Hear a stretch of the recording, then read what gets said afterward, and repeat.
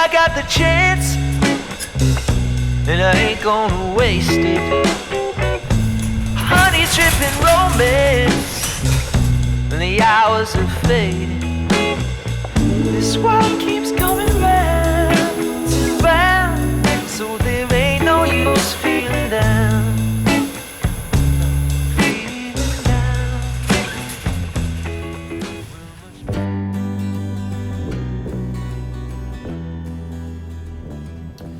What's up, everyone, and welcome to episode number 5 of our build series. Now, I know it's been a couple weeks since I've uploaded, and there's been some big changes for me that have taken place. I've actually teamed up with Monster Energy to design and build a promotional bike for their Java line of product. Now, this opportunity to me is huge, and I actually wanted to take some time to really dial it in and give them what they wanted. I think for future projects and things like that, it's a huge opportunity and I'm super excited. I just posted the first video on the Instagram account, and if you haven't followed me there, please be sure to head over there and follow me and check out that project. I'm super stoked for that. In the meantime, don't worry, I've been still working on this bike. We've had some delays with the head work. Originally, I was gonna have a guy named Mike Rarick do all the work, but that didn't work out, and I had to find a guy locally here in Orange County to do it.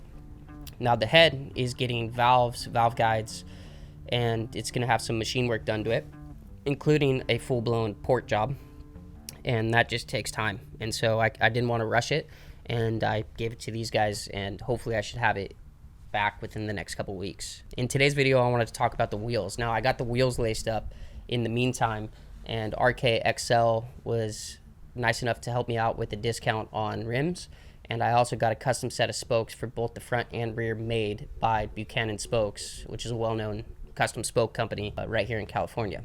I'm also going to be talking about these cool Q5 Dunlops that I got, which are kind of like a hybrid track street tire. I mean, guys like Jake Gagne, who's their premier road racer, they're within a second of their lap time compared to slicks, which is pretty wild. And these tires don't need tire warmers, which is another plus. So thanks for hanging in there. I'm sorry for the delay, but let's jump right back into this build series.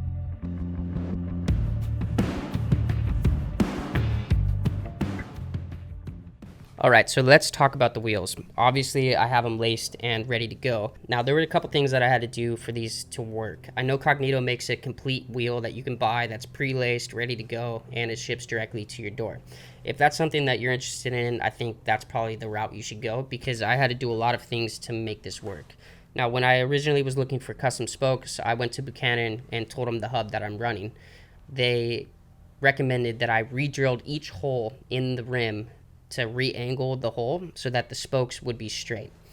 They said that in the past they've had issues with spokes being bent or they're just not right. So, that's an issue that definitely is not acceptable for me. So I sent both wheels to Buchanan. They re-drilled them and then made me a custom set of spokes for both the front and the rear. Now let's talk about the lacing of each of these wheels. The front wheel is an inside-inside lacing, meaning that each spoke goes from the outside to the inside of the hub. The rear wheel is more of your traditional CB style lacing. You have inside and outside spokes. The inside spokes going first, and then the outside spokes going last.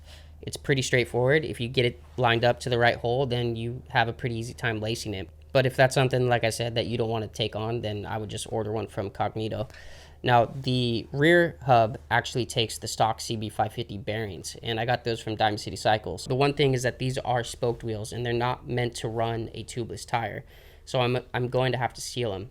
And I've seen a couple methods on how people do this. Some people run a silicone bead all the way around, and for me, that doesn't make sense, because these are brand new wheels, and they're going to move, meaning that I have to tighten the spokes at some point. Now, if you put silicone in the nipple or the top of the nipple and then you turn it and rip a hole in that silicone, then you have a leaking wheel, which is not good. So I'm going to go with the tape method, which uses a special 3M tape to seal the inside of the rim. And that way, if I ever did need to get back in here, then I don't need to pull off a bunch of silicone. It's more of just a layer of tape that you can just peel right off. So let's jump into sealing these things, and then we're going to put the tires on them, and I can't wait to get this thing on the bike. All the houses start to move. People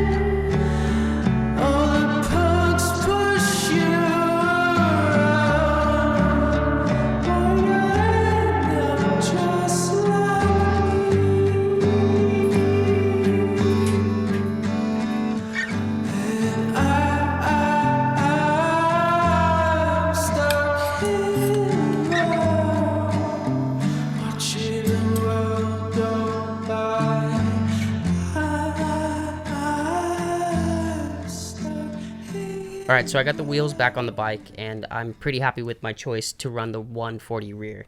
I had the option to go to the 150 and the 160, and I just think those tires would probably be a little bit too wide for the CB550 swing arm. Now, I'm probably going to have to run a offset rear and front sprocket, but Cognito makes both of those, and they're both pretty cool, so I'm not too worried about it. As far as the brake goes on the other side, that has been converted to a disc brake, so I'll be running a Brembo with a Ducati Monster rotor on the right side. So I shouldn't have any issues with like a brake hanger or anything like that, because it all came in the kit with the hub, and it should bolt back up. Now I'm going to get into the right-hand side of the engine. The clutch is ready to go back in, and all of the shifting mechanisms. For the clutch plates, I'm running the EBC plates, and I got those from Diamond City Cycles. And then I'm also running the heavy-duty clutch springs, which I don't think I necessarily need them, but it's probably good to have in there. The lever is definitely going to be a little bit stiffer to pull, but I think that the heat and the temperatures that this engine might get to, having that heavy-duty clutch spring is probably a good idea. So let's jump into that, and let's get back into these engines.